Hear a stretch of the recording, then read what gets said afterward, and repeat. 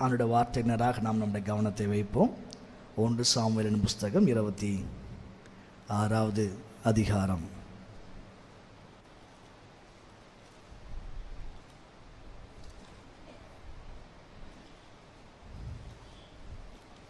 இருபத்தி 5வது வசனத்திற்கு நம்முடைய வேத புஸ்தகத்தை நாம் எல்லாரும் திருப்பி நாம் எல்லாரும் சேர்ந்து வாசிக்க போகிறோம். 26, 24, 25 ஆகிய 2 வசனங்களை நாம் எல்லாரும் சேர்ந்து வாசிக்க போகிறோம்.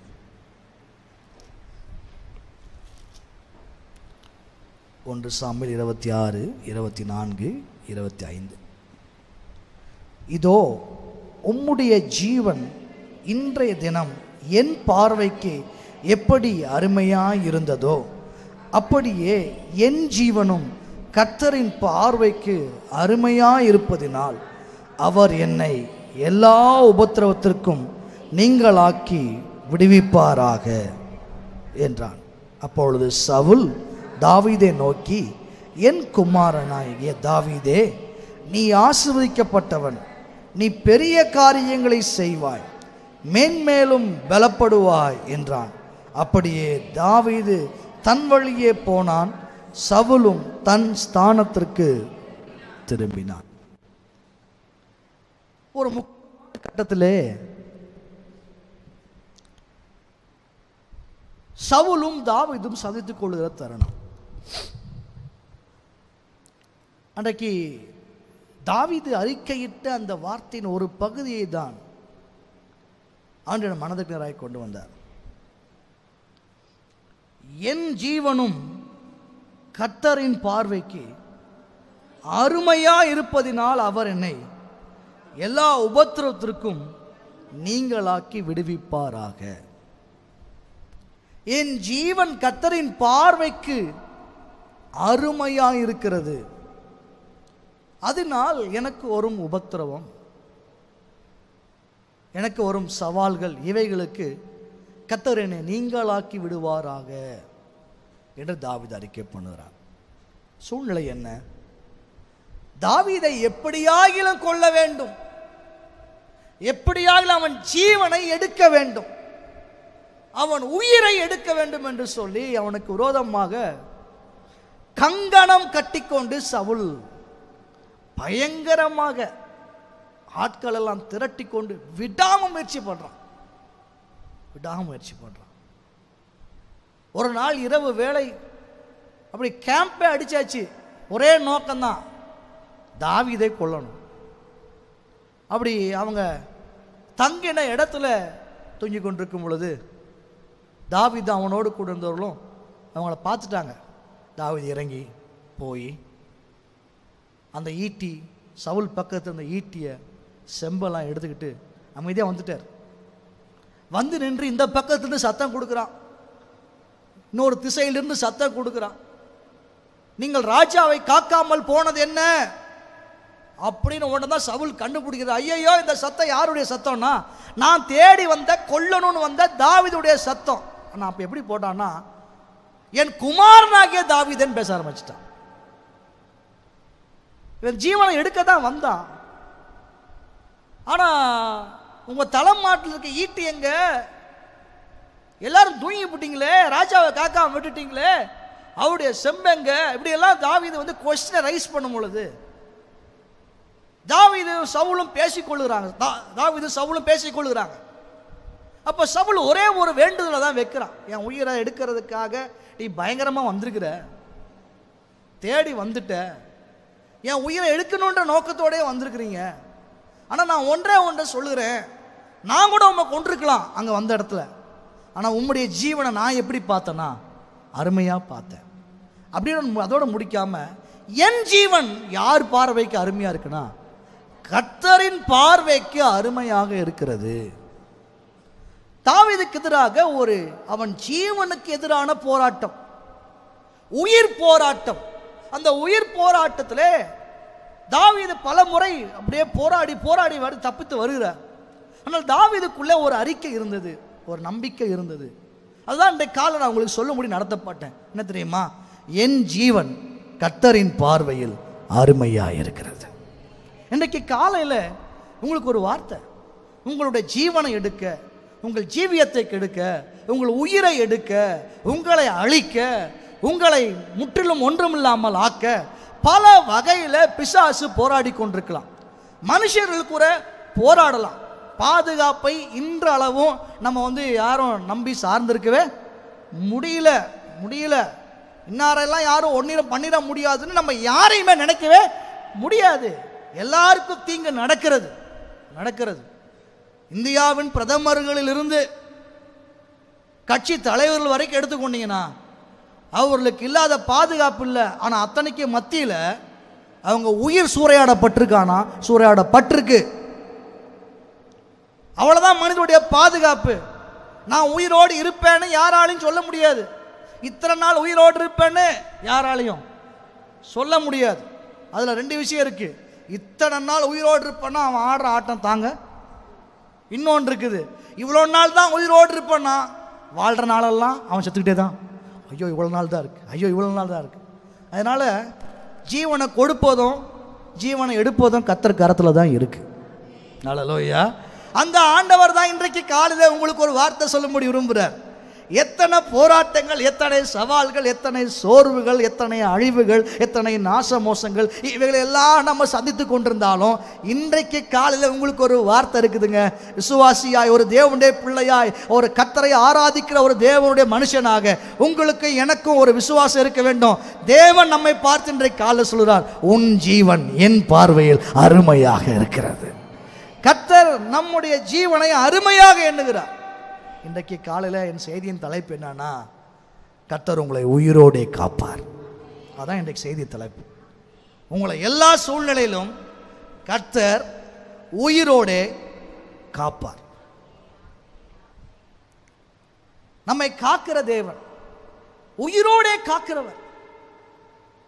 இந்த தாவீதின் வாழ்க்கையில் Saul this is not first time. இது முதல் முறை அல்ல. பல முறை வித்தியாசமாக முயற்சி பண்ணிட்டான்.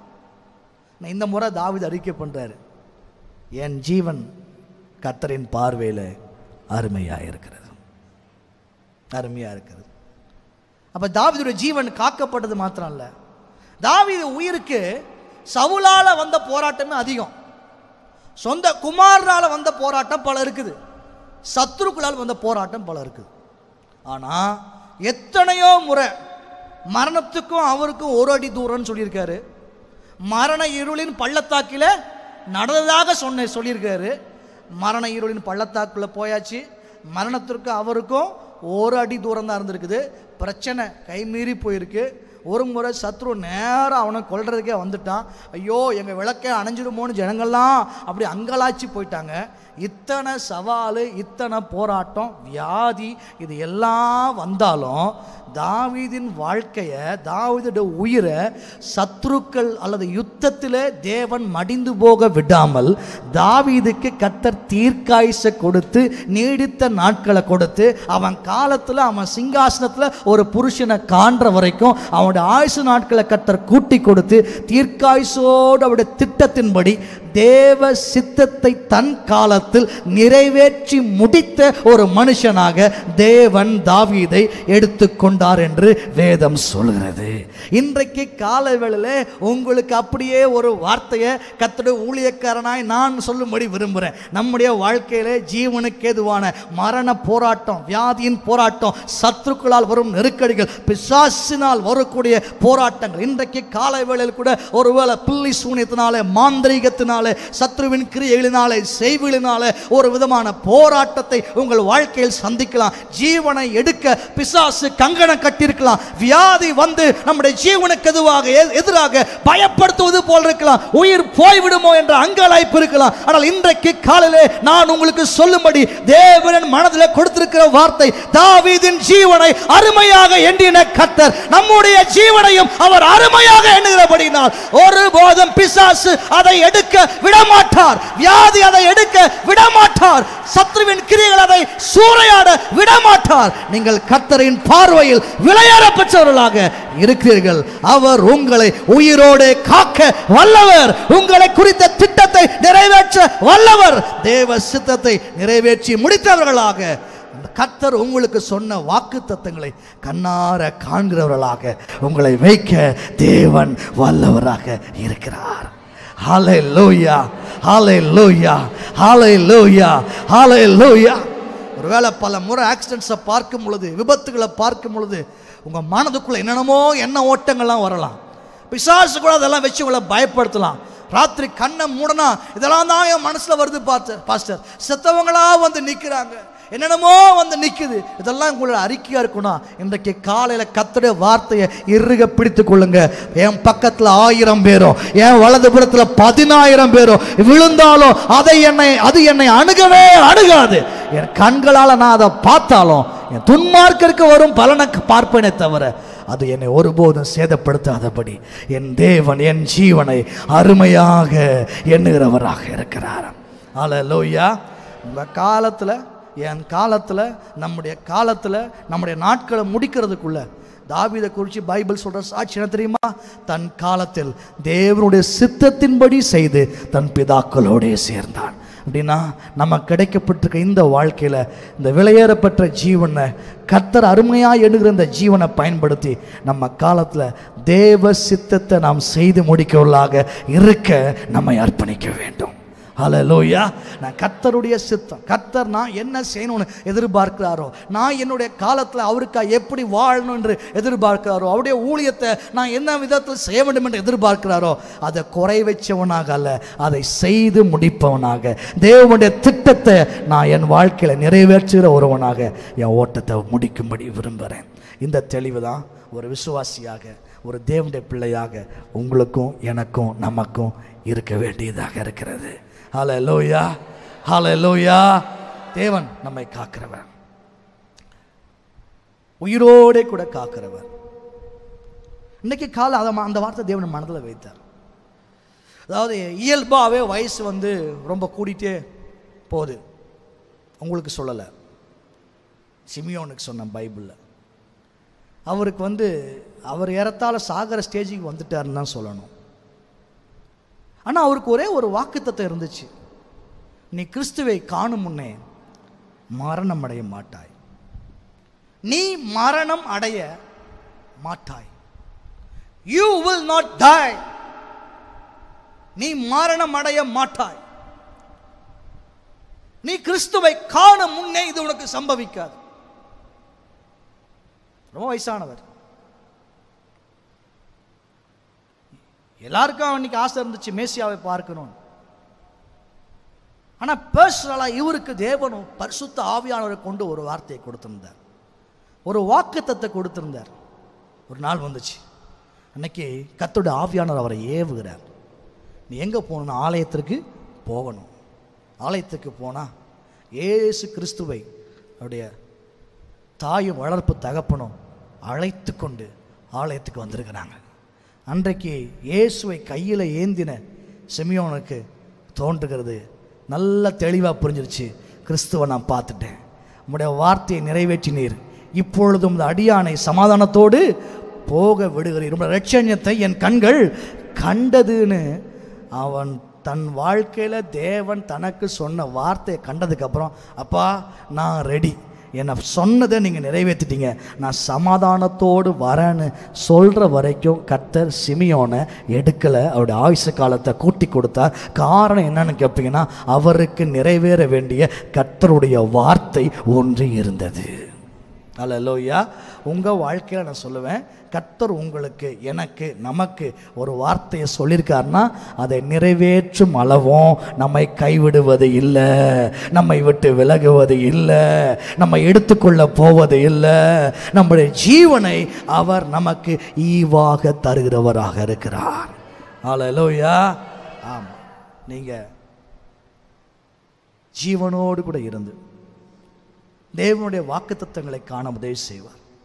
ஜீவனுள்ளோருடைய தேசத்தில் நீங்கள் இருப்பீர்கள் என்று விசுவாசிக்கும்படி இன்றைக்கு தேவன் உங்களுக்கு உதவி செய்வார். கர்த்தருக்கு ஸ்தோத்திரம் உண்டாவதாக. உயிரோடு அல்லது ஜீவனோடு தேவன் நம்மை காக்கிறார் என்று சொல்லும் பொழுது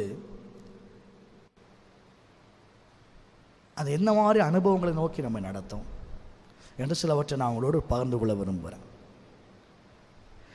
இந்த இடத்துல தாவீதுடைய உயிரை எடுக்கணும்னு வந்த சவுல் என்ன தெரியுமா சொல்லிட்டு போனா, நீ ஆசீர்வதிக்கப்பட்டவன். நீ தாவீதுக்கு சொல்லப்பட்ட வார்த்தை, உயிர் போராட்டத்தை சந்திச்சுட்டு இருக்கிற தாவீதுக்கு சொல்லப்பட்ட வார்த்தை, நீ ஆசீர்வதிக்கப்பட்டவன், நீ பெரிய காரியங்களை செய்வாய், நீ மென்மேலும் பலப்படுவாய். உயிர் போராட்டம், அதுக்கு தான் அவர் அங்கே எங்கே பதுங்கிட்டு இருக்கிறார். ஆனால் வந்த போராட்டம் உன்னை பார்த்து கண்டுபிடிச்சிருச்சு. எப்பா, நான் உன்னை அடிக்கணும்னு வந்தேன், நான் உன் கதையை முடிக்கணும்னு வந்தேன், ஆனால் எனக்கு ஒன்றே ஒன்று புரிஞ்சிருச்சு, என்கிட்ட இத்தனை பேர் இருந்தாலும் நீ ஆசீர்வதிக்கப்பட்டவன். நான் உன்னை தெளிவாக புரிஞ்சுக்கிட்டேன், இவ்வளோ சவால் நீ சர்வே ஆகிறன்னா கர்த்தருடைய திட்டம் உன் மேலே இருக்கு, நீ பெரிய காரியங்களை செய்வாய், நீ மேன்மேலும் பலப்படுவாய். ஒரு விதமான போராட்டத்தை வாழ்க்கையில் பார்த்துட்டு இருக்கிறேன் பாஸ்டர் அப்படின்னா நான் சொல்ல விரும்புகிறேன், காலையில் நீங்கள் பட்டவர்களாய் தேவனால் நிலைநிறுத்தப்படுவீர்கள். நீங்கள் செய்ய வேண்டிய பெரிய காரியம் இருக்கிறது, பெரிய காரியத்தை செய்வீர்கள், நீங்கள் மேன்மேலும் பலப்படும்படி தேவன் உங்களுக்கு உதவி செய்வார். தேவன் நம்மை உயிரோடு கூட காப்பது, உயிரோடு கூட காப்பது.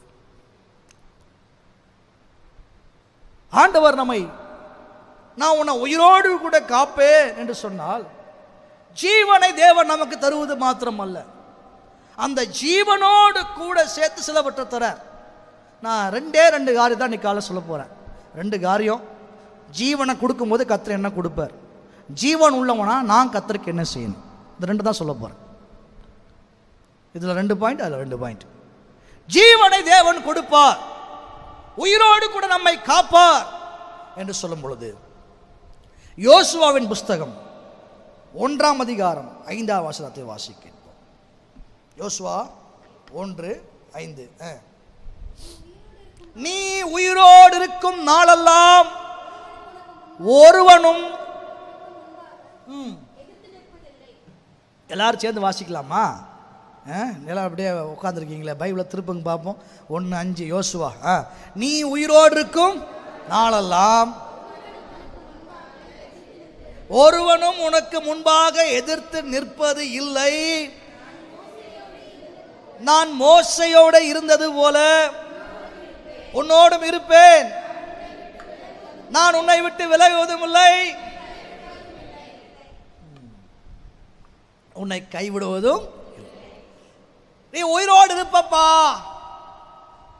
அப்படின்னு சொல்ற ஆண்டவர் இங்க யோசுவாவுக்கு சொல்றாரு, நீ உயிரோடு இருக்கும் நாளளவும் ஒருவனும் உனக்கு முன்பாக எதிர்த்து நிற்பது இல்லை.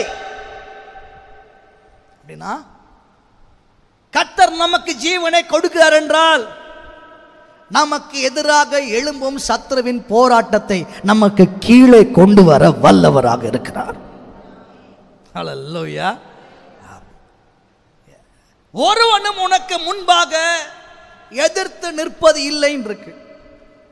அதை எப்படி நம்ம விளங்கிக் கொள்றது அப்படின்னா, முன்பாக எதிர்த்து நிற்க வரவனை எல்லாம் கர்த்தர் அந்த பிரச்சனையை அப்படியே கொண்டு வந்து நம்முடைய பாதத்தின் கீழே வைப்பார்.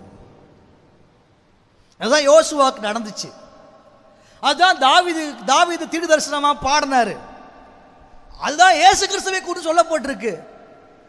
அதுதான் இயேசு கிறிஸ்துவுக்குள்ள நமக்கும் நிறைவேறப்பட வேண்டிய சத்தியம். அல்லேலூயா. கர்த்தர் என் ஆண்டவரை நோக்கி, நான் உம்முடைய சத்துருக்களை உமக்கு பாதப்படி ஆக்கி போடும் வரைக்கும் நீர் என் வலது பார்சத்தில் உட்காரும் என்று சொன்னார் என்று தாவீது பரிசுத்த ஆவியில் நிரம்பி பாடினான் இருக்கு. அல்லேலூயா.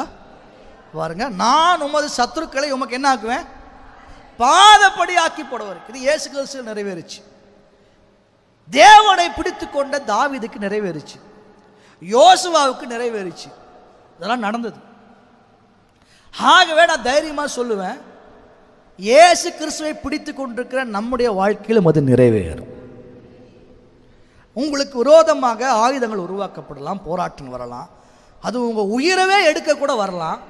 ஆனால் இன்னைக்கு காலைல கர்த்தர் ஒரு கேரண்டி கொடுக்குறார், உங்கள் உயிரை கர்த்தர் காப்பாற்றுவார். உயிரை காப்பாற்றுறது மாத்திரம் அல்ல, சத்ருவின் போராட்டங்களை உங்களுக்கு கீழே தேவன் கொண்டு வருவார். அது எனக்கு மேலே அல்ல, அது எனக்கு கீழே கீழே. யோசுவாவை நீங்கள் கவனித்து பாருங்களேன். எதிராக வந்தாங்களாமா? வந்தாங்க வராமலாம் இல்லை. ஆனால் அவங்கள தேவன் பாதங்களுக்கு கீழ்படுத்தினார். நீங்கள் யோசுவாவின் சரித்திர புஸ்தகத்தை வாசிக்கும் பொழுது யோசுவா 10 அதிகாரம்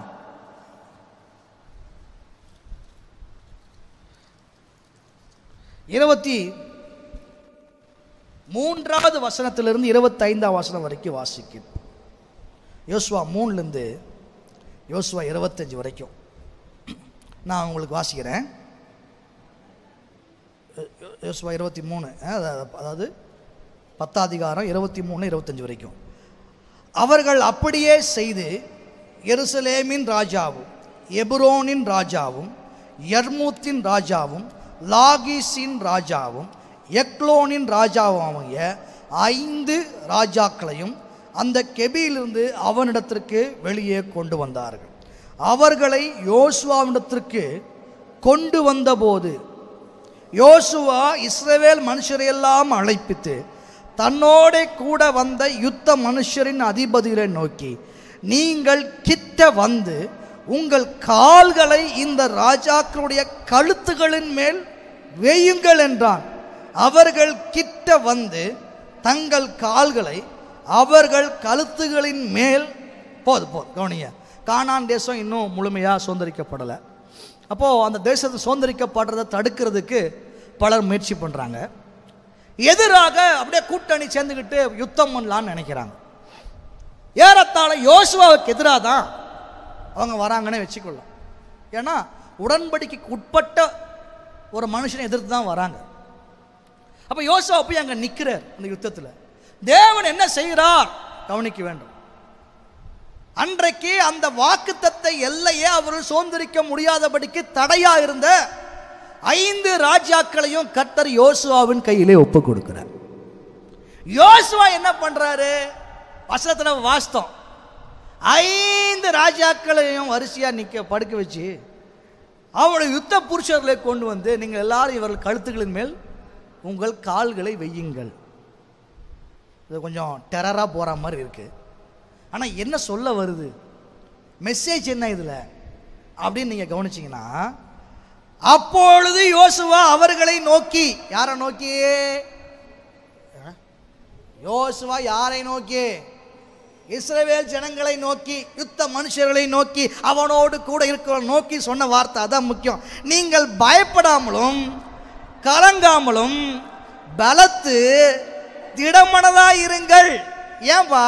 நீங்கள் யுத்தம் பண்ணும் உங்கள் சத்துருக்களுக்கெல்லாம் கர்த்தர் இப்படியே செய்வார் என்றான். யோசுவா ஒரு மெசேஜ் சொன்னான். இத்தனை ராஜாக்கள், பெரிய ராஜாக்கள், பெரிய போராட்டம், பெரிய சத்துரு முறியடிக்க ஒன்று சேர்ந்து வந்திருக்கலாம்பா, ஆனால் நம்மோடு சேனைகளின் கர்த்தர் கூட இருக்கிறார்.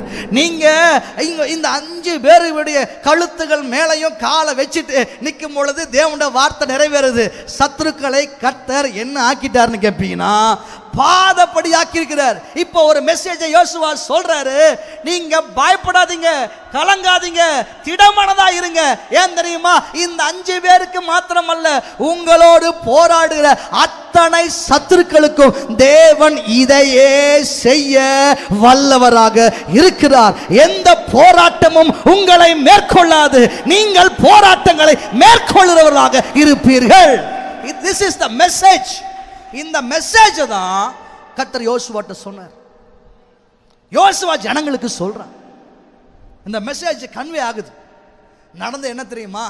யோசுவா எத்தனை ராஜாக்களை தன் காலத்தில் ஜெயிச்சார் சொல்ல முடியும் யாராவது? ரைட், ஓகே, ஒருவராகிலும் இல்லை. சரி, பரவாயில்ல. 12 அதிகாரத்தில் நீங்கள் வாசித்து பார்த்தீங்கன்னா யோசுவா ஜெயிச்ச ராஜாக்களுடைய பட்டியல்லாம் வரும். 31 ராஜாக்களை யோசுவா ஜெயித்திருக்கிறான். யோசுவாவின் கையில் தேவன் ஒப்பு கொடுத்தார். 31 கிங்ஸ், 31 ராஜாக்களை தேவன் யோசுவா கையில் கொடுத்து அந்த தேசத்தை இஸ்ரவேல் கரத்தில் கொடுக்க தேவன் வல்லவராக இருந்தார்.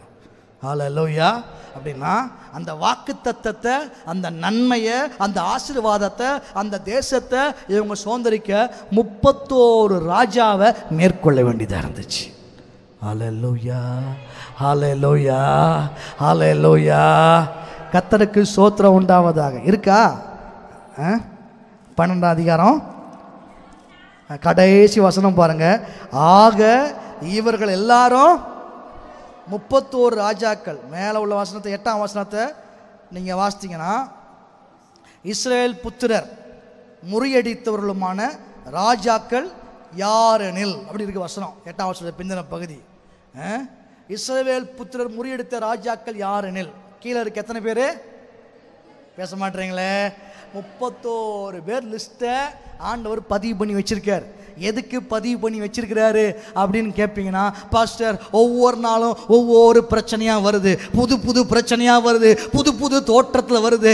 31 நாளும் மாசத்தில் பிரச்சனையாக வந்தாலும் பிரச்சனையே நமக்கு இல்லை. ஏன்னா 31 நாளும் அந்த 31 பிரச்சனையும் உங்க காலின் கீழே தேவன் கொண்டு வர வல்லவராக இருக்கிறார். வாக்குத்தத்தத்தை தேவன் உங்களுக்கு சுதந்திரமாய் கொடுக்க வல்லவராக இருக்கிறார். முந்தி வந்த போராட்டங்களுக்கு தேவன் எப்படி உங்கள் பட்சத்தில் இருந்தாரோ அப்படி இப்பொழுது நீங்கள் சந்திக்கும் போராட்டத்திலும் தேவன் உங்கள் பட்சத்தில் இருந்து சத்ருவின் போராட்டத்தை நமக்கு பாதத்தின் கீழே கொண்டு வர தேவன் வல்லவராய் இருக்கிறார். பெரிய கோலியாத் போன்ற பிரச்சனையா இருந்தாலும் கோலியாத்தின் மேலே ஏறி நிற்கும்படிக்கு தாவீதிற்கு ஒரு பலனை கொடுத்த கர்த்தர் உங்களுக்கும் எனக்கும் அப்படிப்பட்ட ஒரு பலனை தர வல்லவராக இருக்கிறார். என்னை உயிரோடு கூட வைத்திருக்கிறார் என்றால் பிரச்சனைக்கு நான் அடிமைப்பட்டவனாக அல்ல, வியாதிக்கு நான் அடிமைப்பட்டவனாக அல்ல, பிசாசின் வல்லமைக்கு நான் அடிமைப்பட்டவனாய் அல்ல, அவைகள் எல்லாவற்றுக்கும் மேலே நான் ஏறி நடக்கும்படிக்கு சிங்கத்தின் மேலும் விரியன் பாம்பின் மேலும் நீ நடந்து பால சிங்கத்தையும் வலு சர்ப்பத்தையும் மிதித்து போடுவாய் என்ற வாக்கின்படி சத்ருவின் போராட்டங்கள் மேலே, சூழ்ச்சிகள் மேலே, சூனியங்கள் மேலே, மந்திரங்கள் மேலே, பிசாசின் வல்லமைகள் மேலே தேவன் நம்மை ஏறி நடக்க பண்ணும்படிக்கு நம்மோடு கூட இருக்கிறார், இருக்கிறார், இருக்கிறார், இருக்கிறார். ஹல்லேலூயா, ஹல்லேலூயா, ஹல்லேலூயா, ஹல்லேலூயா. இன்றைக்கு என்னை பயப்படுத்தி கொண்டு அப்பப்போ வந்து அந்த சத்தம் உங்களை பயப்படுத்தலாம். கோலியாத்தின் சத்தம் அப்பப்போ வந்து வந்து வந்து வந்து இஸ்ரவேல் ஜனங்களையே கலங்கடித்தது. ஆனால் கர்த்தர் தாவீதுக்குள்ள ஒரு துணிவை கொடுத்தாரு. துணிவோடு தாவீது எழும்பினான், யுக்தியை கொடுத்தாரு. கர்த்தர் அவனுக்கு கொடுத்த அந்த இன்ஸ்ட்ரக்ஷனை அவன் பிடித்து கொண்டான். அவ்வளோதான். கோலியாத்தின் மேலே கர்த்தர் ஏறி நிற்க வச்சாரு. கோலியாத்தின் தலையை தாவீதின் கையில் கொடுக்க தேவன் வல்லவராக இருந்தார். இந்த தேவன் என்றென்றும் உள்ள சதா காலங்களிலும் உங்களுக்கும் எனக்கும் நமக்கும் தேவனாக இருக்கிறார். நமக்கு குறித்திருக்கிற நாள் வரைக்கும் இப்படிப்பட்ட ஜெயத்தோடு வெற்றியோடு நம்மை நடத்த வல்லவராக இருக்கிறார். ஹல்லேலூயா. நமக்கு எதிராக வரக்கூடிய இந்த போராட்டங்கள் மேலே ஜெயம் கொடுக்கிற தேவனாக அவர் இருக்கிறபடியால் அவருடைய கரத்தை உயர்த்தி நல்ல கத்தரை ஒரு நிமிஷம் ஸ்தோத்திரம் பண்ணுவோம், ஸ்தோத்திரம் பண்ணுவோம், ஸ்தோத்திரம், ஸ்தோத்திரம், ஸ்தோத்திரம். நல்ல கரத்தை தட்டி, அப்பா நீர் எனக்கு ஜெயம் தருகிறவர், நீர் எனக்கு வெற்றி தருகிறவர், நீர் என்னை பலப்படுத்துகிறவர், நீர் எனக்கு சகாயம் பண்ணுகிறவர், நீர் என் கேடகமாக இருக்கிறவர், சத்துருக்களை இச்சகம் பேசி அடங்குபடி வைக்கிறவர். அவர்கள் மேடுகளை நீ மிதிப்பாய், மிதிப்பாய் என்ற வாக்கின்படி அந்த போராட்டங்களை நீர் கீழே கொண்டு வருகிற தயவிற்காக உமக்கு ஸ்தோத்திரம். இந்த தேவன் என்றென்றும் உள்ள சதா காலமும் நமது தேவன், மரண பரியந்தம் நம்மை அநாதி தேவன் உன் அடைக்கலமே, அவர் நித்திய புயங்களும் அநாதி தேவன் உன் அடைக்கலமே, அவர் நித்திய புயல். இந்த தேவன், இந்த தேவன் சதா காலமும் நமது தேவன், மரண பரியந்தம் நம்மை அநாதி தேவன், அவர் நித்திய புயங்களும் அநாதி தேவன் அடைக்கலமே, அவர் நித்திய புயல். ஆனந்தம் பாடி ஆனந்தம் பாடி திரும்பியே வா தூய தேவ பலத்தா.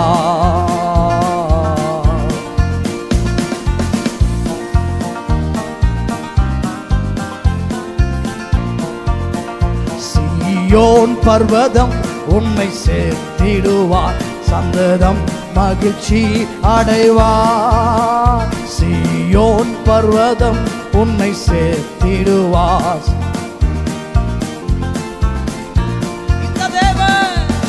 இந்த தேவன் என்றென்றும் உள்ள சதா காலம் நமது தேவன், மரண பரியந்தம் நம்மை நடத்திடுவார். அநாதிதே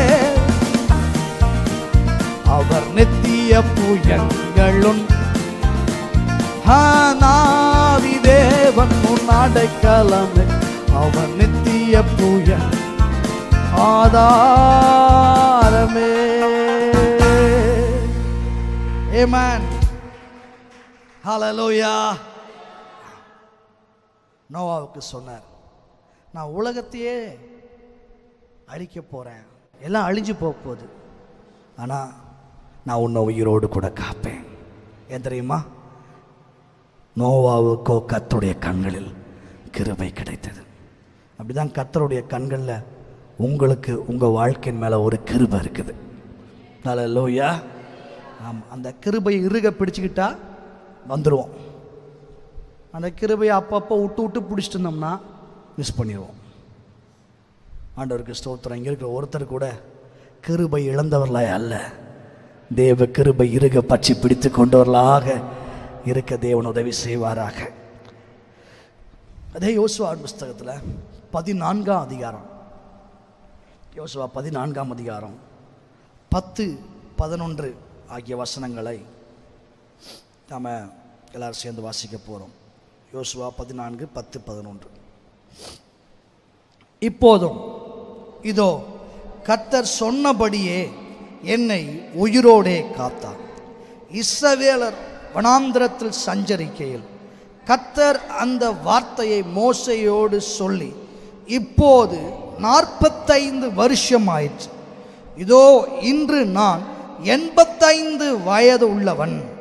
மோசே என்னை அனுப்புகிற நாளில் எனக்கு இருந்த அந்த பலன் இந்நாள் வரைக்கும் எனக்கு இருக்கிறது. யுத்தத்திற்கு போக்கும் வரத்துமா இருக்கிறதற்கு அப்போது எனக்கு இருந்த பலன் இப்போதும் எனக்கு இருக்கிறது.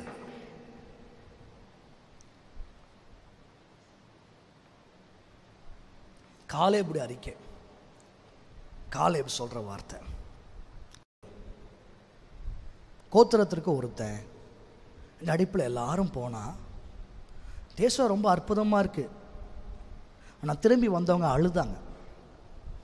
ஓன்னு அழுது முடியவே முடியாது, அந்த தேசத்துக்கு நம்ம போக முடியாது, அந்த ஆசீர்வாதத்தை நம்ம பார்க்க முடியாது, அதெல்லாம் நம்ம சுதந்திரிக்க முடியாது, வேண்டாம், தேவையில்லாத பலப்பரிச்ச, ஐயோ ஆண்டவர் தரேன்னு சொன்னாலும் நம்மளால் முடியாது சாமின்னு ஓன்னு அழுது ஆர்ப்பாட்டம் பண்ணிட்டான்.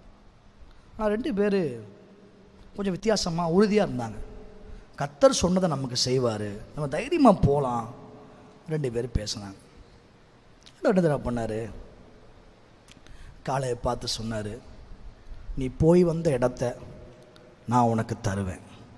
மோசேயை கொண்டு சொல்லப்பட்ட வார்த்தை. மோசே சொன்னார் காளையை பார்த்து, நீ போய் வந்த அந்த எப்ரோன் உனக்கு சொந்தமாகும்னு வாக்கு கொடுத்துட்டார். காலங்கள் ஓடிருச்சு. எவ்வளோ ஓடிச்சு? 1 வருஷம் 2 வருஷம் மாத்திரம் இல்லை, 10 வருஷம் 20 வருஷம் மாத்திரம் இல்லை, 40 வருஷம். 40 வருஷத்தில் திரும்பி பார்த்தா கூட இருந்தவன் ஒருத்தனையும் காணோம். கூட அன்னைக்கு வந்தவங்க, அவங்க தான் எல்லாம் முக்கியமான ஆளுங்க நினச்ச ஆளெல்லாம் செத்து போயாச்சு. அப்புறம் 45 வருஷம் ஆகிப்போச்சு. 40 வருஷத்தில் எல்லாம் போய் சேர்ந்தாச்சு. அப்புறம் இன்னும் 5 வருஷம் எக்ஸ்ட்ரா போயிட்டுருக்குது. அப்போது இவர் 85 வயசு உள்ளவராக மாறிட்டார். 85 இயர்ஸ் ஓல்டு. 85 years old. இப்போ கர்த்தர் இப்போ சொல்கிறாரு, என் கூட இருந்த எல்லாரும் செத்துட்டாங்க, ஆனால் கர்த்தர் சொன்னபடியே என்னை உயிரோடே காத்தார். உயிரை கொடுத்தார். ஆனா உயிரை மட்டும் கொடுத்தாரா அப்படின்னா இல்ல. என்னை உயிரோட காத்தார். கூட பைபிள் சொல்லுது, எனக்கு அன்றைக்கு இருந்த மோசே என்னை அனுப்பின நாளில் எனக்கு என்ன பலன் இருந்ததோ அதே பலன் எனக்கு இன்றைக்கும் இருக்கிறது. அதுதாங்க பயங்கரமான விஷயமா இருக்கு எனக்கு. சரி, ஏதோ ஒரு பேச்சுக்கு சொல்லிட்டாருன்னா திரும்ப கன்ஃபார்ம் பண்ணுறாரு. அதை அன்றைக்கு யுத்தத்திற்கும் போக்கும் வரத்துமா இருக்கிற நாளில் எனக்கு இருந்த அந்த பலன் எனக்கு இன்னைக்கு இருக்குது. அதோட முடிக்காம அடுத்து வர சொல்றாரு, இப்பொழுதும் ஏனாக்கி இருந்த சத்துருக்குள் இருக்கிற இடத்தை எனக்கு தாரும், நான் போய் யுத்தம் பண்ணி நான் எடுத்துக்குவேன். அவன் உள்ளத்துக்குள்ள ஒரு பெரிய தைரியம் விசுவாசம் பாருங்க. பலன் உடம்புல மாத்திரம் அல்ல, ஆவிக்குரிய பலன் அவன் மனசுல ரொம்ப ஸ்ட்ராங்கா இருந்துச்சு. அல்லேலூயா. கர்த்தர் எனக்கு சொன்னதை செய்வார், அதுதான் எனக்கு வேணும், நான் அதை பிடிப்பேன், நான் அதை எடுப்பேன். கர்த்தர் சொன்ன வார்த்தை அது எனக்கு ஜீவனை கொடுத்துருக்காரு, பலனை கொடுத்துருக்காரு, இதை நான் அடைந்தே தீர்வேன்னு அந்த மனுஷனுக்குள்ள மனதுக்குள்ள ஸ்ட்ராங் ஃபெய்த் இருந்துச்சு. பார்த்தீங்களா? அவன் அந்த இடத்தை சுதந்திரிக்க தேவன் அவனுக்கு உதவி செய்ய வல்லவராக இருந்தார். அல்லேலூயா. கர்த்தருக்கு ஸ்தோத்திரம். அவர் என்ன சொல்லணும், அவருக்கு தேவன் உதவி செய்தார். அந்த 85 வயது மனிதனுக்கு தேவன் உதவி செய்தார். கர்த்தர் உங்களை உயிரோடே காப்பார் என்று சொல்லும் பொழுது அந்த உயிரோட காத்துட்டு சில சொல்லுவாங்க, எப்படி இருக்கிறீங்க? என்னங்க உயிர் மட்டும்தான்? அது நம்ம பாஷை. எப்படி இருக்கிறீங்கன்னு கேட்டால் அதான் நீங்கள் உயிரோட்டுக்கு எங்களுக்கு தெரியுது. அப்போ நம்ம உயிர் மட்டும்தான் இருக்குது அப்படின்னு சொல்கிற மாதிரி தான் நமக்கெல்லாம் இருக்குது. ஏன் உயிர் மட்டும்தான் இருக்குது? கூட சுகர் இருக்குது, பிபி இருக்குது, கொலஸ்ட்ரால் இருக்குது, எல்லாம் இருக்குது, கூட தானே இருக்குது. உயிர் மட்டும்தான் இருக்குது. இன்னைக்கு எத்தனையோ பலவீனம் நம்மளை போட்டு அழுத்தலாம். நான் நம்புகிறேன், ரொம்ப உறுதியாக நம்புகிறேன், நம்ம சரீரத்தை நம்ம பாதுகாக்கணும், ஆண்டவர் நம்ம கொடுத்துருக்க ஆரோக்கியத்தை பாதுகாக்கணும். ஆனால் கூட இன்னொன்று நல்லா பிடிச்சிக்கோங்க, என்ன தெரியுமா? கர்த்தர் நமக்கு ஒன்று செய்வேன்னு சொல்லியிருந்தா எனக்கு உயிரை மாத்திரம் தரவர் அல்ல, அதை நான் பார்க்கறதுக்கு எனக்கு கர்த்தர் கண்குளிர நான் அதை பார்ப்பதற்கு, அதை சந்தோஷமாக அந்த நாட்களை நான் அனுபவிப்பதற்கு எனக்கு என்ன ஆரோக்கியம் தேவையோ அந்த ஆரோக்கியத்தை என் தேவன் எனக்கு தர வல்லவராக இருக்கிறார். அல்லேலூயா, அல்லேலூயா. ஏன்னா நான் சொல்லலை, பைபிள் சொல்லுது. ஆண்டவர் சொன்னாராம், அவருக்கு மோசையை கொண்டு சொன்னாராம், எப்பா உனக்கு நான் உயிரை கொடுப்பேன், உனக்கு அந்த இடத்த கொடுப்பேன். அந்த இடத்த கொடுக்கறதுக்காக உயிரை கொடுத்தாரு, உயிரை கொடுத்ததுக்காக கூட சேர்த்து பேலனையும் கொடுத்தார். அல்லேலூயா. அதை தான் தேவன் உங்களுக்கு ஒன்று செய்வேன்னு சொல்லியிருந்தாருன்னா அவரை தேவனை பிடிச்சிக்கோங்க, ரெண்டாவது அவருடைய வார்த்தையை பிடிச்சிக்கோங்க. அப்போது உங்கள் நாட்கள் நீட்டிக்கப்படும். அல்லேலூயா. உங்கள் நாட்கள் நீட்டிக்கப்படுவது மாத்திரமல்ல, எத்தனை நாள் நீட்டிக்கிறாரோ அத்தனை நாளளவும் அன்றைக்கு நீங்கள் பார்க்க வேண்டிய அந்த ஆசீர்வாதத்தை, அந்த நன்மையை, அந்த குடும்பத்தினுடைய தேவனுடைய இரக்கத்தை நீங்கள் பார்ப்பதற்கு தேவன் உங்களுக்கு ஆரோக்கியத்தையும் பலனையும் தர வல்லவராக இருக்கிறார். வியாதி உங்களுக்கு விரோதமாக போராடுவது போல் இருக்கலாம், அப்படியே அது அப்பப்போ வந்து பயப்படுத்துவது போல் இருக்கலாம், மெடிக்கல் ரிப்போர்ட் ஒரு மாதிரி இருக்கலாம். மெடிக்கல் ரிப்போர்ட்டுக்கு நான் எதிரானவன் அல்ல, ஆனால் மெடிக்கல் ரிப்போர்ட்டை பார்க்கிறோம் இயேசு பெரியவராக இருக்கிறார் என்பதில் எந்த மாற்றமும் ஒருபோதும் இல்லவே இல்லை, இல்லவே இல்லை, இல்லவே இல்லை, இல்லவே இல்லை.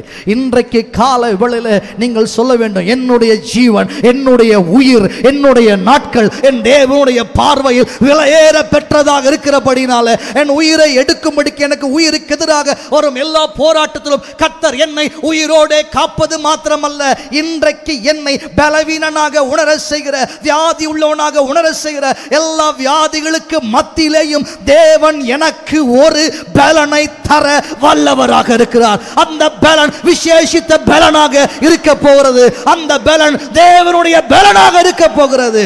ஓ, பவுலுடைய வாழ்க்கையில் பலவீனம் வரவில்லையா? எனக்கு வந்த பலவீனத்திற்காக தேவனை நோக்கி திரும்ப திரும்ப பார்த்த, என் கிருபை உனக்கு போதும் என்று சொன்னார். உன் பலவீனத்தில் என் பலன் பூர்ணமாய் விளங்கும் என்று சொன்னார். ஆகையினால் என் பலவீனத்தை குறித்து நான் இனி கலங்க போவது இல்லை. என் பலவீனத்தை குறித்து மேன்மை பாராட்டுகிறேன். ஏனென்றால் எனக்கு வரும் எல்லா பலவீனங்களிலும் எனக்கு பலன் தருகிறவர் அவரே. என்னை பலப்படுத்துகிற கிறிஸ்து இயேசுவினாலே 1 2 மாத்திரம் அல்ல, எல்லாவற்றையும் செய்த எனக்கு தேவன் பலனை தர வல்லவராக இருக்கிறார். கிட்னி டிசீஸ் ஆக இருக்கலாம், கிட்னி ப்ராப்ளம்ஸ் ஆக இருக்கலாம், ஹார்ட் ப்ராப்ளம் ஆக இருக்கலாம், கொலஸ்ட்ரால் ஆக இருக்கலாம், டியூமர் ஆக இருக்கலாம், சிஸ்ட் ஆக இருக்கலாம், கேன்சர் ஆக இருக்கலாம். எப்பேற்பட்ட வியாதியை நீங்கள் இன்றைக்கு சந்தித்து ஒரு ராட்சதன் போல அந்த வியாதியை நினைத்து போராடி கொண்டிருக்கும் தருணத்தில் இன்றைக்கு சொல்ல வேண்டும், கேன்சர் நீ உண்மையாக இருக்கலாம், சுகர் நீ உண்மையாக இருக்கலாம், பலவீனமே நீ உண்மையாக இருக்கலாம், ஆனால் உன்னிலும் என் தேவன் பெரியவர் என்பதே மகா பெரிய உண்மை. ஆகையினாலே அவர் என்னை பலப்படுத்த வல்லவராக இருக்கிறார். என்னால் முடியாது என்று சொல்ல தேவன் அனுமதிக்கவில்லை. மாறாக என்னை பலப்படுத்துகிறவர் அவராக இருக்கிறபடினாலே அவர் என் கால்களை மான்களின் கால்களை போலாக்கி என்னை ஏற வேண்டிய இடங்களிலே ஏற பண்ண வல்லவராக இருக்கிறார். ஹல்லேலூயா, ஹல்லேலூயா, ஹல்லேலூயா, ஹல்லேலூயா. இன்றைக்கு இந்த வியாதியை குறித்து பயம், எந்த வியாதியை குறித்த ஒரு போராட்டம், எந்த வியாதி நீ வாழ மாட்ட, உயிரோடு இருக்க மாட்ட, சீக்கிரம் செத்துருவேன்னு ரிப்போர்ட்டை கொடுக்குது. இன்னைக்கு அதை பார்த்து பேசணும். நான் உன் ரிப்போர்ட்டை நம்புறதை விட இயேசு என்னை குறித்து சொல்லுகிற அவருடைய ரிப்போர்ட்டை நான் நம்பும்படி விரும்புகிறேன். மெடிக்கல் ரிப்போர்ட் இவன் முடிஞ்சிருவான், இதுக்கு மேலே இவ்வளவுதான் இவன் காலம் என்று மெடிக்கல் ரிப்போர்ட் சொல்லலாம். ஆனால் அதிலும் என் இயேசு பெரியவராக இருக்கிறார். அவர் எனக்கு சொல்லுகிறார், நீ உயிரோடு கூட இருப்பாய், உன்னை உயிரோடு கூட காப்பேன் என்று அவர் எனக்கு சொல்லுவார் என்றால் நான் என்னை சுற்றி இருக்கும் மெடிக்கல் ரிப்போர்ட்டை விட என் இயேசுவையே நான் நம்பும்படி விரும்புகிறேன், விரும்புகிறேன், விரும்புகிறேன். ஹல்லேலூயா, ஹல்லேலூயா. அதெல்லாம் உன்னால் முடியாதுப்பா, அதெல்லாம் உனக்கு சாத்தியம் இல்லைப்பா, அதெல்லாம் நீ பார்க்க மாட்டப்பா அப்படின்னு 10 பேர் சேர்ந்து நின்று சொன்னாலும் கர்த்தர் நீ பார்ப்ப, நீ நடப்ப, நீ போவ, நீ சுதந்திரிப்பன்னு சொன்னார்னா அந்த 10 பேரையும் தள்ளிட்டு என் இயேசுவையே நான் சார்ந்து கொள்ள விரும்புகிறேன். ஏனென்றால் இயேசுவின் வார்த்தையே நிரந்தரமானது. அவர் பொய் சொல்ல ஒரு மனுஷன் அல்ல, மனம் மாற மனு புத்திரனும் அல்ல. அவர் சொல்லியும் செய்யாதிருப்பாரோ, வசனித்தும் நிறைவேற்றாது இருப்பாரோ என்றால் அவருடைய வார்த்தை சொல்கிறது. என் தேவன் என்னை பலப்படுத்துவார். ஹல்லேலூயா. சாராளின் கர்ப்பம் செத்தது உண்மை, ஆனால் குறித்த காலம் வந்த பொழுது தேவன் பலப்படுத்த வல்லவராக இருந்தார். ஆபிரகாமுடைய சரீரம் செத்தது உண்மை, ஆனால் நேரம் வந்த பொழுது தேவன் பலப்படுத்த வல்லவராக இருந்தார். என் உடம்புல வியாதி இருக்கிறது பொய் இல்லை, உண்மை. என் உடம்புல வியாதி இருக்கலாம், உங்கள் உடம்புல வியாதி இருக்கலாம், அது பொய்ன்னு சொல்ல முடியாது, அது உண்மையாக இருக்கலாம், அது தீவிரமாக கூட இருக்கலாம், அதுக்கு நீங்கள் ட்ரீட்மெண்ட் எடுத்துகிட்டு கூட இருக்கலாம். ஆனால் அதை தாண்டி இன்றைக்கு சொல்லணும், இதெல்லாம் ஒரு பக்கம் உண்மையாக இருந்தால் அதை விட என் இயேசுவின் தழும்புகள் என்னை சுகமாக்கும் என்பது என் வியாதியை விட அதிக உண்மையாக இருக்கிறது. மெடிக்கல் ரிப்போர்ட்டை விட உண்மையாக இருக்கிறது. அவருடைய ரத்தம் என் வாழ்க்கையை கழுவி இருக்கிறது. ஆகையினால எனக்கு ஜீவன் உண்டு, எனக்கு வாழ்க்கை உண்டு, எனக்கு எதிர்காலம் உண்டு, எனக்கு ஊழியம் உண்டு, எனக்கு வாய்ப்பு உண்டு, எனக்கான அங்கீகாரம் உண்டு, எனக்கான ஸ்பேஸ தேவன் வைத்திருக்கிறார். அதில் நான் ஏறி நடப்பேன், அதை நான் பார்ப்பேன். ஹல்லேலூயா. எத்தனை பேர் விசுவாசிக்கிறேன் இன்றைக்கு காலையில்? அப்படின்னு நான் 2 கரங்களை உயர்த்தி சத்தமாக ஒரு அல்லேலூயா சொல்லுவோமே. 2 கரங்களையும் தட்டி, ஆண்டவரே எனக்கான பலன், எனக்கான பலன் உம்முடைய சமூகத்தில் இருக்கிறது. பலவீனனும் தன்னை பலவான் என்று சொல்வானாக, பலவீனனும் தன்னை பலவான் என்று சொல்வானாக. ஹல்லேலூயா. இந்த தேவன் என்றென்றும் உள்ள சதா காலமும் நமது தேவன், மரண பரியந்தம் நம்மை ரத்திடுவார். ஆனாதி தேவன் உன்னடைக்கலமே, அவர் நித்திய புயங்களும். அநாதிதே அவர் நித்திய புயங்களும். இந்த தேவன், இந்த தேவன் என்றென்றும் உள்ள சதா காலம் நமது தேவன் மரண பரியந்தம் நம்மை ஆனாதி தேவன் அவர் நித்திய புயங்களும் ஆனாதி தேவனும் அடைக்கலமே அவர். வறண்ட வாழ்க்கை செலுத்திடுதே, வறண்ட வாழ்க்கை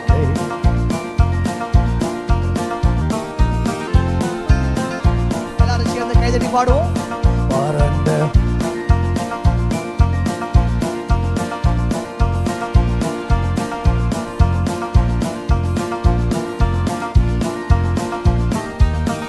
சஞ்சலம் தவிப்பும் ஓடிப்போ, நித்திய மகிழ்ச்சி தலை மேல் இருக்கும். சஞ்சலம் தவிப்பும் ஓடிப்போ,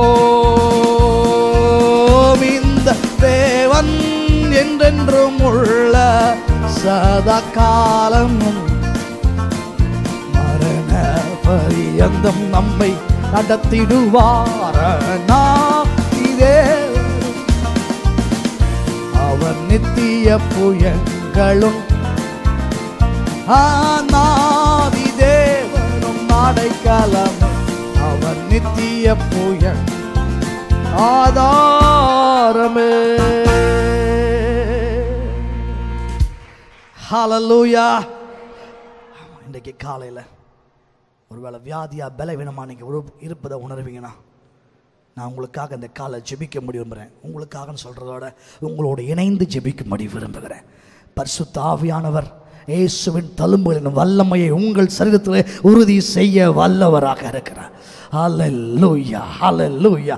அப்படிப்பட்டவங்க நம்ம பலவீனமாக இருக்கிறோம் பாஸ்டர், சரீரத்தில் சில வியாதிகள் இருக்கிறது, சில பலவீனம் இருக்கிறது, எனக்கே சில பயம் இருக்கிறது, என் மனதில் சில போராட்டம் இருக்குன்னா இன்றைக்கு காலையில் பரிசுத்த ஆவியானவர் உங்கள் வாழ்க்கையில் அசைவாட, உங்களை உயிர்ப்பிக்க, உங்களை பலப்படுத்த, இயேசுவின் தழும்புகளின் வல்லமையை உங்களுக்குள் உறுதிப்படுத்த தேவன் வல்லவராக இருக்கிறார். அப்படி இருக்கிற இடத்துல கண்களை மூடலாம், நல்ல கைகளை நீங்கள் உங்கள் மேலே வைத்துக்கொள்ள விரும்பினா உங்கள் தலையிலையோ அல்லது எந்த பகுதியில் நீங்கள் வைத்துக்கொள்ள நினைக்கிறீங்களோ அப்படி வைத்துக்கொள்ளுங்க. நல்ல அந்நிய பாஷையில் வாய் திறந்து பேசுங்க. நல்லா உங்கள் விசுவாசத்தை கட்டவிழ்த்து விடுங்க.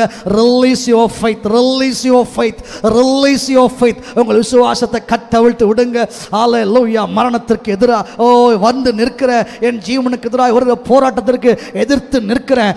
என்னுடைய ஹார்ட்டை உடைய கரத்தில் ஒப்பு கொடுத்து ஜெபிக்கிறேன். என் பிரெயினை உடைய கரத்தில் ஒப்பு கொடுத்து ஜெபிக்கிறேன். என்னுடைய போன்ஸை உடைய கரத்தில் ஒப்பு கொடுத்து ஜெபிக்கிறேன். நர்வ் சிஸ்டத்தை உடைய கரத்தில் ஒப்பு கொடுத்து ஜெபிக்கிறேன். இன்னும் ஆர்கன்ஸை உடைய கரத்தில் ஒப்பு கொடுத்து ஜெபிக்கிறேன். ஹல்லேலூயா. நல்ல வாய் திறந்து சொல்லுங்க. இயேசுவின் ரத்தம் என் மேல் இருக்கிறபடியால் ஸ்தோத்திரம். இயேசுவின் தழும்புகள் நிறைந்த கரம் இந்த காலையில் என் மேல் வைக்கப்படுவதாக.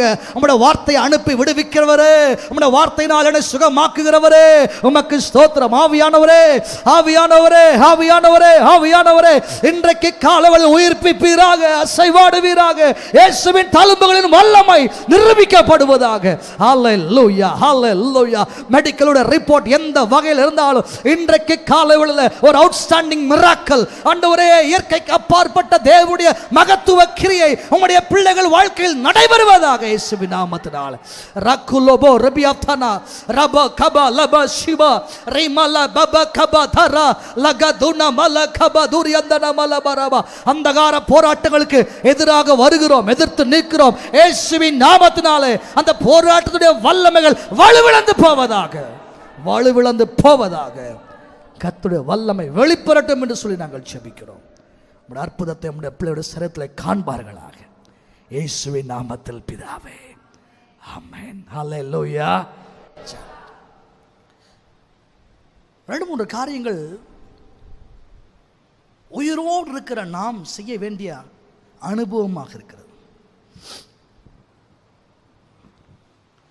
நமக்கு அவர் செய்வது என்றால், நாம் உயிரை காப்பாற்றுகிறவர், சத்துருக்களை நமக்கு கீழே கொண்டு வருவார். உயிரோடே நம்மை காப்பாற்றுகிறவர் நாம் காண வேண்டிய ஆசீர்வாதங்களுக்கு தேவையான பலனை நமக்கு தருவார். ஆனால் ஒரு தேவனால் பிழைத்திருக்கிற நான் என்ன செய்ய வேண்டும் என்றால், உங்கள் விசுவாசம் ரொம்ப முக்கியம். என்னோட விசுவாசம் ரொம்ப முக்கியம். என்றால் ஜீவனுள்ளோரின் தேசத்தில் நான் இருப்பேன் என்று விசுவாசியாதிருந்தால் நான் கெட்டு போயிருப்பேன் சங்கீதக்காரன் சொல்கிறார். கெட்டு போகிறதுக்கு வழி, இந்த வசனம் நிறைவேறாமல் போகிறதுக்கு வழி என்னன்னா, நீங்கள் விசுவாசிக்காமல் இருந்தால் தானாக என்ன ஆகிடும், அவ்வளோதான். நம்மளோட ஃபெய்த்தை அங்கே ஆக்டிவேட் பண்ண முடியல. இயேசுவின் பேரில் விசுவாசத்தை அங்கே நீங்கள் நடைமுறைப்படுத்த முடியலன்னா நீங்கள் கெட்டு போகிறதுக்கு அதை தவிர வேறு வழியே தேவையில்லை. அந்த ஒரு வழியே போதும், விசுவாசம் இல்லாமல் இருந்தாலே போதும். அதனால தான் இந்த விசுவாசத்துக்கு கர்த்தருடைய வசனம் ரொம்ப அவசியம். அல்லேலூயா. ஸோ அந்த வசனத்தை தேடி வாசிப்பது, அதை தியானிப்பது, அதை பிரசங்கிக்கப்படும் போது அதை ரிசீவ் பண்ணுவது, அதை பெற்றுக்கொள்வது ரொம்ப முக்கியம், ரொம்ப முக்கியம். அந்த விசுவாசத்தை ஒரு தேவனுடைய பிள்ளை உயிரோட்டமாக வைத்துக் கொள்ளும் பொழுது நீங்கள் தேவனால் பிழைத்தவர்கள் என்பதற்கு அடையாளமே அதுதான். நீங்கள் கெட்டு போகவே மாட்டீங்க, நீங்கள் கெட்டு போகவே மாட்டீங்க. ஜீவனுள்ளோரின் தேசத்தில் நான் இருப்பேன் என்று விசுவாசியாது இருந்தால் நான் என்ன இருப்பேன்? இப்போ விசுவாசிக்கிறவன் ஒரு மனுஷன் கெட்டு போக மாட்டான். ஸோ நம்முடைய விசுவாசம் எந்த அளவில் இருக்கிறது, எந்த அளவு உங்களால் கர்த்தருடைய வார்த்தையை விசுவாசிக்க முடிகிறது? அதாவது அற்ப விசுவாசிகளாக இருப்பது வேற, கொஞ்சம் விசுவாசம் தான் இருக்குது. ஆனால் சிலருக்கு கொஞ்சம் விசுவாசத்தில் அவ்விசுவாசியாக கூட இருப்பாங்க. எப்படி இருப்பாங்க? அற்ப விசுவாசம் வேற, அவ்விசுவாசம் வேற. அற்ப விசுவாசம்னா கொஞ்சம் விசுவாசம். அற்ப விசுவாசியை ஏன் சந்தேகப்பட்டாய் அப்படின்னு கையை பிடிச்சி கூட தூக்கி விட்டுருவார். கொஞ்சம் விசுவாசம் இருக்குது. ஆனால் சிலருக்கு ஒன்று இருக்கு, அவ்விசுவாசம். அது நெகட்டிவ் ஃபோர்ஸ். என்னதுங்க? Negative force. அதாவது கொஞ்சம் விசுவாசம் இருந்தால் இயேசு கை நீட்டி கூட தூக்கி விட்டுருவார். ஆனால் அவ்விசுவாசம் இருந்தால் இயேசு கை நீட்டினா கூட தட்டி விட்டுருவாங்க. அது பேர் தான் என்னது? அவ்விசுவாசம். புரிஞ்சுட்டீங்கன்னு நம்புகிறேன். அற்ப விசுவாசியை ஏன் சந்தேகப்பட்டான்னு சொல்லி அப்படி தூக்கி விடுறாரு, கை நீட்டி தூக்கிடுவார். கை பிடிச்சிக்குவாங்க. அப்பா அப்பா அப்பா ஏசப்பா ஏசப்பா, சந்தேகப்பட்ட தப்பு தான் ஐயா. ஆனால் அவ்விசுவாசியாக இருந்தால் ஓ சாத்தான் கையை நீட்டுறான் அப்படின்னு நிறைய பேசிக்கிட்டே ஏசுனார் கையை தட்டி விட்டுருவாங்க. Negative force. என்ன ஃபோர்ஸு? Negative force. அதாவது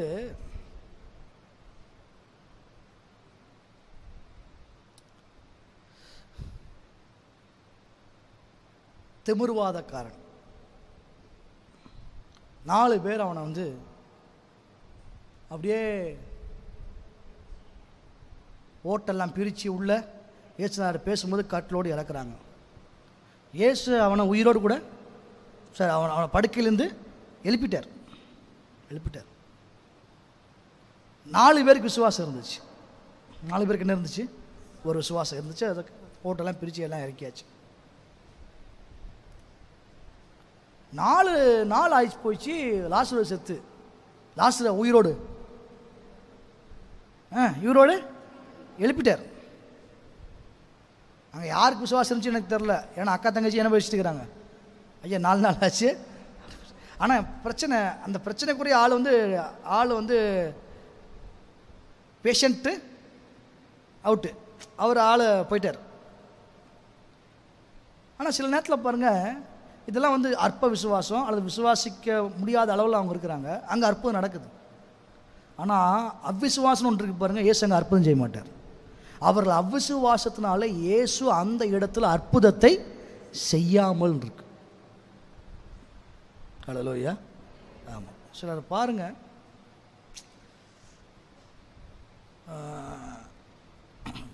என்ன பேசினாலும் அவங்களுக்கு உள்ள அது போகவே போகாது. கொஞ்சம் போனால் கூட பரவாயில்லையே, போகவே போகாது. ஏன்னு கேட்டால் ஏற்கனவே ஆல்ரெடி ஃபுல்லு எதில்? அவ்விசுவாசத்தில்.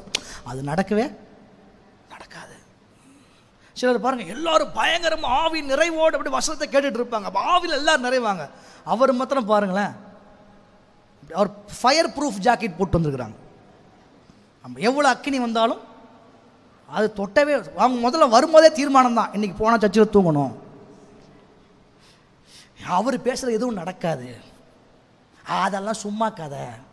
இந்த மைண்ட் செட்டோடையே வந்து உட்காரும் போது இது பேர் தான் என்னது, அப்படி கொஞ்சம் பேர் இருப்பாங்க. அப்போ அவங்க வாழ்க்கையில் தேவனுடைய வார்த்தையை செயல்படுவதற்கு யார் தடைன்னா அவங்களே தான் தடை. அவங்களே தான் தடை. அதாவது சொல்லல வாட்டர் ரெசிஸ்டன்ட். சில பிளைவுட்ஸ்லாம் பார்த்தீங்கன்னா வாட்டர் ரெசிஸ்டன்ட் போட்டிருப்பாங்க. அப்படின்னா என்ன தண்ணி ஊற்றுனாலும் போகாத மாதிரி ஆல்ரெடி அதில் எல்லாம் போட்டு வச்சாச்சு, அதுக்கெல்லாம் கொடுத்தாச்சு. அந்த மாதிரி சிலர் என்ன வசனம் வந்தாலும் இன்னைக்கு ஏற்றுக்கொள்ளக்கூடாது, அப்படி ஒரு மைண்ட் செட்டோடையே. ஆமாம், அதெல்லாம் அதெல்லாம் ஆகாது, அதெல்லாம் முடியாது. அப்படி அதான் சொன்னேன், செத்து போனவனை கூட எழுப்பிடலாம்.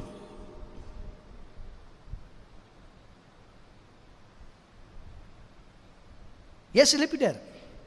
ஆனால் அவிசுவாசிக்கிறவனுக்கு இயேசுனால ஒன்றும் செய்ய முடியல. அல்லேலூயா. ஆமாம்,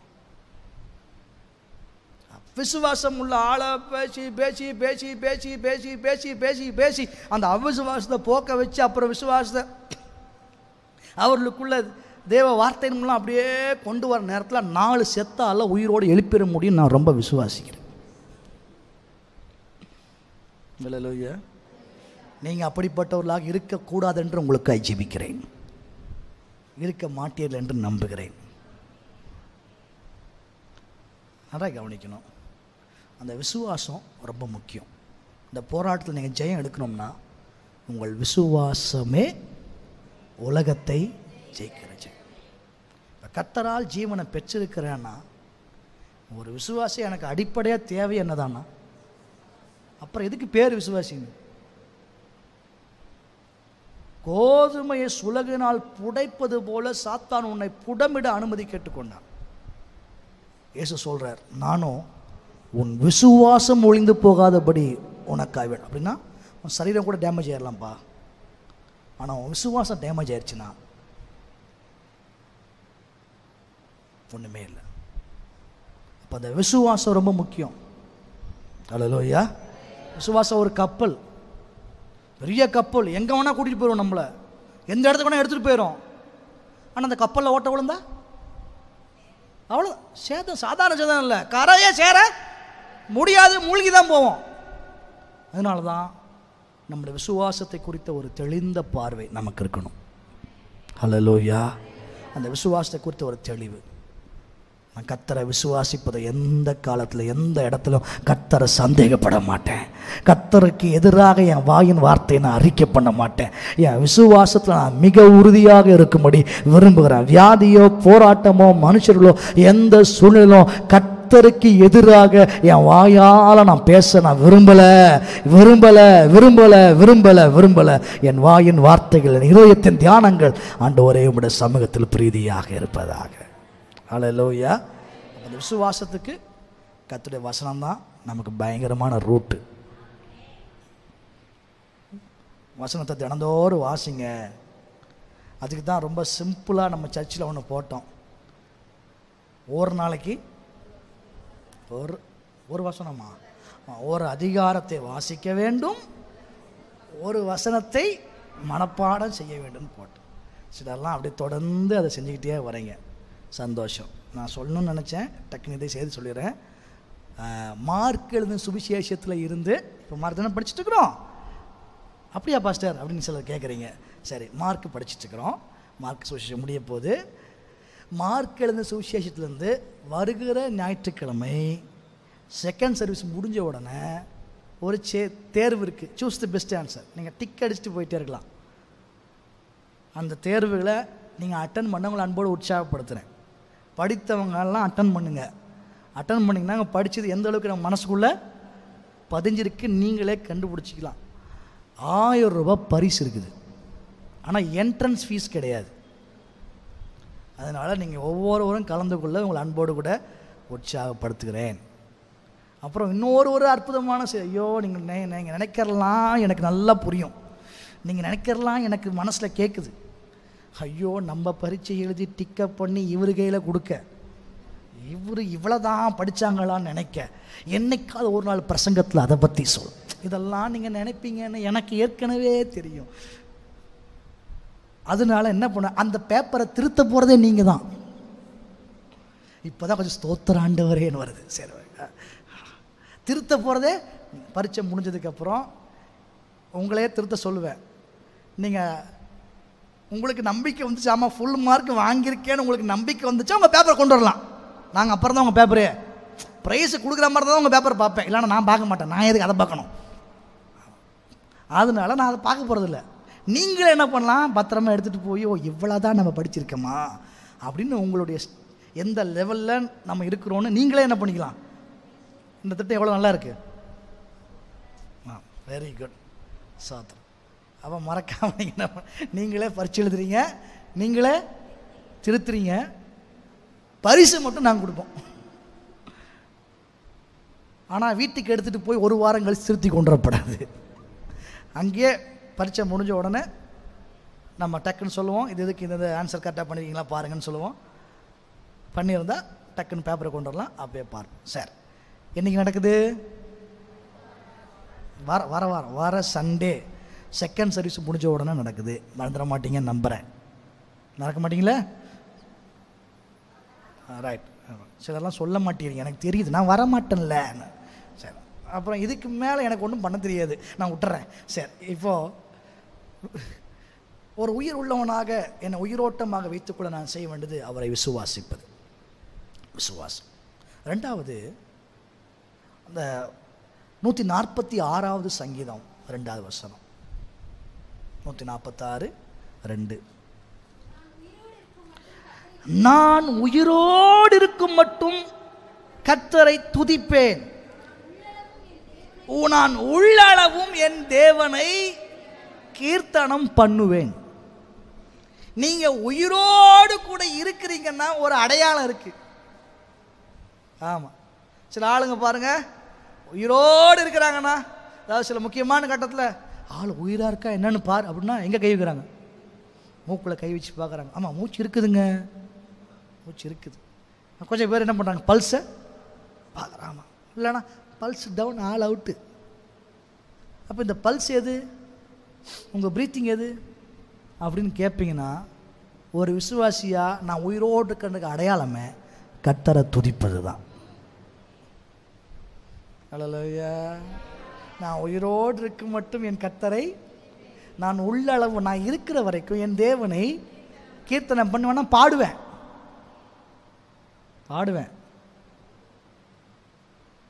உங்க பாட்டு யாருக்கு பாடா இருந்தாலும் பரவாயில்ல, நீங்க பாடுங்க. ஆமா, யாராவது பாடுன்னு சொன்னா நீங்க பாடுங்க, ஒரு தப்பும். அவங்க பாடுன்னு சொன்ன, ஐயோ ஒரே பாடு, அப்படி இன்னொரு பாட்டு பாடுறேன் அப்படி அதையும் பாடுங்க. ஏன்னா நீங்கள் உயிரோடு இருக்கிற அடையாளமே எதுதான்னா, உங்கள் ஆவிக்குரிய வாழ்க்கையில் தேவன் உங்களை உயிரோட்டமாக வச்சுருக்காரு. நீங்கள் கர்த்தரால் ஜீவனை பெற்றிருக்கிறீங்கன்னா நீங்கள் என்ன பண்ணுவீங்கன்னா, உங்கள் ஜீவனுள்ள நாளெல்லாம் கர்த்தரை துதிப்பதிலையும் அவரை பாடுவதிலும் ரொம்ப கவனமாக இருப்பீங்க. சில ஆளுக்கு பாட்டே வர மாட்டேங்குது, சிலருக்கு பாட்டே பிடிக்க மாட்டேங்குது. அப்படிலாம் கொஞ்சம் பேர் இருக்கிறாங்க. ரட்சிக்கப்பட்ட ஒவ்வொருவருடைய வாயிலையும் தேவன் பாடலை வைத்திருக்கிறார். அல்லேலூயா. அதனால நீங்கள் நல்லா கர்த்தரை துதிக்கணும். அந்த துதியில் ஒரு வல்லம் இருக்குது. கர்த்தர் உங்களுக்கு ஜீவனை கொடுத்திருந்தா அவரை நல்லா துதிச்சு ஆராதிக்கணும். அப்படியே சபைக்கு வந்து எனக்கு என்ன சொல்கிறதுன்னு தெரியல, அவ்வளவு தூரம் ரொம்ப பயங்கர சோர்வோடு கடைசி வரைக்கும் ஆராதிக்காமலே ஒரு நாள் போனால் பரவாயில்ல, வருஷம் முழுசும் அதுதான் பண்ணுவேன்னா இவங்க ஆவிக்குரிய வாழ்க்கையில் ஏதோ பிரச்சனை இருக்குது. நீங்கள் உயிரோடு இருக்கிறீங்களா இல்லையான சந்தேகம் வர அளவுக்கு இருக்குது. ஆகையினால நான் சொல்லுவேன், உயிரோடு இருக்கும் அளவும் நான் என்ன பண்ணுவேன், நான் கர்த்தரை துதிப்பேன், நான் உள்ளளவு என் தேவனை கீர்த்தனம் பண்ணுவேன். அப்படியே வந்து நிற்கும் பொழுது அவருடைய வார்த்தை, அவருடைய நாமம் உங்க வாயில இருக்கணும். கர்த்தரை நான் எக்காலத்திலும் ஸ்தோத்தரிப்பேன். அவர் துதி எப்போதும் என் வாயில் இருக்கும் அப்படின்னு சொல்லணும். என் ஆத்துமாவே கர்த்தரை ஸ்தோத்தரி, என் முழு உள்ளமே அவருடைய பரிசுத்த நாமத்தை. அதுக்கு மேல சொன்னா எந்திரிச்சு போயிடுவேன்னு எனக்கு தெரியும். சிலருக்கு அதுக்கு மட்டும்தான் அந்த வசனம் ஞாபகத்துக்கே வருது. இதே மாதிரி போயிட்டு இருந்தா சரியா வராது. நம்முடைய வாயில கர்த்தரை துதிக்கிற துதி. ட்ரெயின்ல போலாம், ட்ரெயின்ல போகும்பொழுதும் ஆண்டவரே என் ஜீவனை அருமையாக எண்ணினீரே, என்னை காப்பாற்றினீரே, உமக்கு ஸ்தோத்திரம். எத்தனையோ ட்ரெயின் ஆக்சிடென்ட்டை கேள்விப்படுறேன், ஆனா அதெல்லாம் ஒன்று என்ன சேதப்படுத்தாது என்று நான் விசுவாசிக்கிறேன். என்னை இதுவரைக்கும் காத்து வந்தீரே, உமக்கு அப்படின்னு உங்க மனசு சொல்லுதுன்னா நீங்க உயிரோடு இருந்து உங்க ஆவிக்குரிய வாழ்க்கை உயிரோட்டமா இருக்குன்னு அர்த்தம். கார்ல போவீங்க, பைக்ல போவீங்க, பஸ்ல போவீங்க, எங்க போனாலும் நீங்க துதிக்கிறத ஒரு ஆளால நிறுத்த முடியாத அளவுக்கு நீங்க துதிப்பீங்க. ஏனென்றால் உங்கள் ஜீவனை தேவன் அருமையாக எண்ணியிருக்கிறார் என்ற விசுவாசம் உங்களுக்குள் இருப்பதினாலே நீங்கள் கர்த்தரை துதிப்பீர்கள், கர்த்தரை துதிப்பீர்கள். அல்லேலூயா. நல்ல ஒரு பிரைசிங் மேனா, ஒரு பிரைசிங் உமனா நம்முடைய வாழ்க்கையை காத்துக்கணும். புதுசாக வந்திருக்கிறீங்க இன்றைக்கி தான், பரவாயில்ல, உங்களால் கற்றுக்கணும். ஆனால் ரட்சிப்புன்னு அனுபவம் வந்துருச்சுன்னா தானாக துதி வந்துடும். வருஷ கணக்கில் துதிக்காமல் அப்படியே அமைதியாக நீங்கள் இருக்கக்கூடாது. பர்சனல் லைஃப் துதினா சர்ச்சைக்கு வந்து மியூசிக் இருக்கும்போது மட்டும் துதிப்பதல்ல. என் துதியை சொல்லி வருவார்கள்னு இருக்கு. போகிற இடங்களெல்லாம் இயேசு உங்கள் வாழ்க்கையில் எவ்வளவு நல்லவராக இருந்தார். யாராவது ஒரு ஆளுக்காவது இயேசு என் வாழ்க்கையில் என்ன செஞ்சார்னு உங்களுக்கு சொல்ல முடியணும். அல்லேலூயா. ஆமாம், 2 நிமிஷத்தில் இயேசு உங்கள் வாழ்க்கையில் என்ன செஞ்சார் அதை வந்து ரெடி பண்ணி வச்சுக்கணும். எல்லா விசுவாசியும் எல்லாரும் 3 நிமிஷத்துக்குள்ளே உங்கள் வாழ்க்கையில் இயேசுவை அறியறதுக்கு முன்னால் என்ன போராட்டத்தில் இருந்தீங்க, இயேசு எப்படி சந்திச்சார், சந்திச்சதுக்கப்புறம் உங்கள் மாற்றம் என்ன, இது வந்து எல்லா விசுவாசிக்குள்ளேயும் மனதுக்குள்ளே இருக்கணும். சிலருக்கு இப்போ சந்தேகம், என்ன சந்திச்சாரா, இப்படி அப்படி உட்காந்துருக்க மாதிரி இருக்கு. அன்னைக்கு என்ன பிரச்சனையோடு இருந்தேன், என்ன சந்திச்சார், எப்படி சந்திச்சார், அப்போ எப்படி எனக்குள் மாற்றம் வந்துச்சு, இப்போ நான் என்னுடைய உலக பிரகாரமான வாழ்க்கையில் என்ன மாற்றத்தை அடைஞ்சிருக்கிறேன், என்னுடைய குணாதிசயத்தில் என்ன மாற்றம் அடைஞ்சிருக்கிறேன். இதை ஒரு தேவனுடைய பிள்ளை கண்டிப்பாக தன் மனசில் வச்சுருக்கணும். எங்கே வாய்ப்பு கிடைச்சாலும், யார்கிட்ட வாய்ப்பு கிடைச்சாலும், நீ என்ன போகிற சும்மா ஏசுன்னு போகிறிய அப்படின்னு சொல்கிற ஆளுக்கு நீங்கள் 3 நிமிஷத்தில் சொல்ல முடிஞ்சா அதுதான் காஸ்பல். அல்லேலூயா. அவர் துதியை சொல்கிறதுக்கு தான் கர்த்தர் நம்மை உயிரோடு வைத்திருக்கிறார். 20 to 22 வரைக்கும் உள்ள வசனங்கள். அப்பொழுது யாக்கோபு, தேவன் என்னோடே இருந்து நான் போகிற இந்த வழியிலே என்னை காப்பாற்றி உண்ண ஆகாரமும் உடுக்க வஸ்திரமும் எனக்கு தந்து என் தகப்பன் வீட்டுக்கு சமாதானத்தோடு திரும்பி வர பண்ணுவாரானால் கர்த்தர் எனக்கு தேவனாய் இருப்பார். நான் தூணாக நிறுத்தின இந்த கல் தேவனுடைய வீடாகும். தேவரீர் எனக்கு தரும் எல்லாவற்றிலும் உமக்கு தசம பாகம் செலுத்துவேன் என்று சொல்லி பொருத்தனை பண்ணி, யாக்கோபு ஆண்டவரை நோக்கி ஒரு பொருத்தனை செய்கிறார். கர்த்தாவே, நீர் மட்டும் என் கூட இருந்து நான் போகிற இடத்துலலாம் என்னை நீர் காப்பாற்றணும்.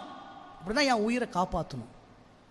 என் உயிரை காப்பாற்றி எனக்கு உண்ண ஆகாரமும் உடுக்க வஸ்திரமும் எனக்கு தந்து என் தகப்பன் வீட்டிற்கு சமாதானத்தோடு என்னை திரும்பி வர பண்ணுவாரானால், கவனிச்சிங்களா அந்த வார்த்தை, அப்படின்னா என் போக்குவரத்தை பாதுகாத்துட்டார்னா நான் தைரியமா சொல்லுவேன், கர்த்தர் என்னுடைய, உடனே அவருக்கு துதி பலியை நான் செலுத்த ஆரம்பிச்சிடுவேன். இந்த கல் என்னவா மாறும், தேவனுடைய வீடா மாறும்.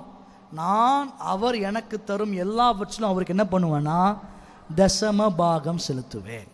இப்ப கர்த்தர் தான் உங்களுக்கு உயிரை கொடுத்திருக்கிறாரு, கர்த்தர் என்னை உயிரோடு கூட காப்பாற்றுறாரு அப்படின்னு ஒரு தேவனுடைய பிள்ளை விசுவாசித்தா அந்த தேவனுடைய பிள்ளை தேவனை துதிப்பார்கள். இரண்டாவது, தேவன் தங்களுக்கு தரும் எல்லாவற்றிலும் கர்த்தருக்கு தசம பாகம் செலுத்துவார்கள். அந்த டைத், தசம பாகம் எதற்கு அடையாளம்? என்றால் தேவன் தான் என்ன உயிரோடு கூட காத்தார். அவர் தான் என்னுடைய ஆண்டவர் அப்படின்னா அவர் தான் என்னை காப்பாற்றுறார்ன்ற அடையாளமா நான் அதை ஏற்றுக்கொள்றேன். ஆமா, அதான் நான் விசுவாசிக்கிறேன்ற அடையாளம் தான் நான் கர்த்தருக்கு கொடுக்கிற தசம பாகம். அல்லேலூயா. உயிரோட வச்சார். 3 காரியம் சொல்றார் யாக்கோபு.